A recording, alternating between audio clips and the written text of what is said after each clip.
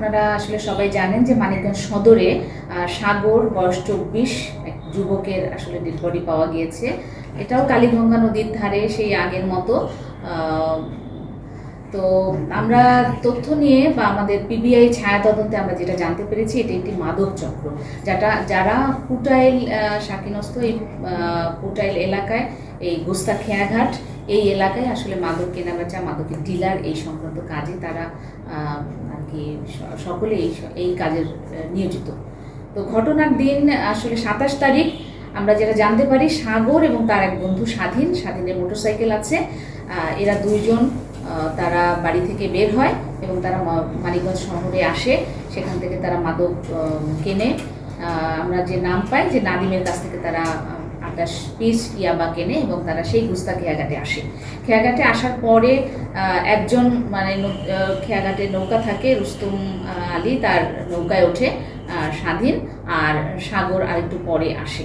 তো ওই Nadim by this time দুইজন যে আমাদের 1 নম্বর আসামি আনু এবং নজরুল, তাদেরকে খবর দিয়ে রাখে যে দুজন মানুষ মোটরসাইকেল দিয়ে যাবে, তাদের কাছে ইয়াবা আছে, তোরা ধরিস, আটকাস। মূলত এই ঘটনার জন্যই তারা ফাঁদ পেতেছিল।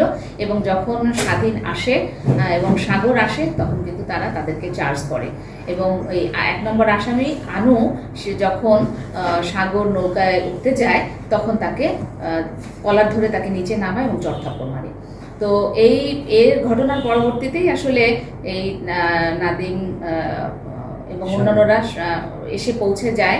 আর সাগরকে যখন ধাওয়া করে আনু, তখন সাগর নদীতে পড়ে যায়। তো সাগর যে নদীতে পড়ে যায়, বাঁচা বলা চিৎকার করে, এটা শুনে কিন্তু ওই নৌকার মাঝি, কিন্তু অন্যরা কিন্তু এই বিষয়ে কোনো কর্ণপাত করে না বা তাকে উদ্ধার করতেও যায় না। আর স্বাধীনকে আটকে রেখে পরবর্তীতে স্বাধীনের বাড়িতে খবর দিয়ে তারা কিন্তু স্বাধীনের বাবা আসে, তার কাছে 10,000 টাকা তারা চাঁদাও নেয় এবং এই চাঁদা নেওয়ার পরিপ্রেক্ষিতে কিন্তু তাকে ছাড়ে। এবং এই কথা যদি কাউকে বলে, তাকে লাশ গুম করে ফেলবে, মেরে ফেলবে, এরকম কিন্তু হুমকি ধামকিও তাদেরকে দেওয়া হয়েছিল।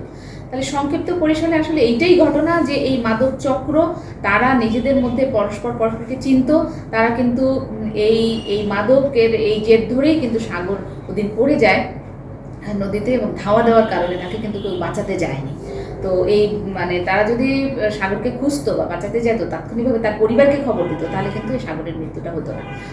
মাদকের ইস্যুতে এরকম একটা মৃত্যুর ঘটনা, যার জন্যই কিন্তু পিবিআই মানিকগঞ্জ এটি গুরুত্ব সহকারে দেখে এবং আমরা ছায়া তদন্ত করে অব্যাহত রাখি।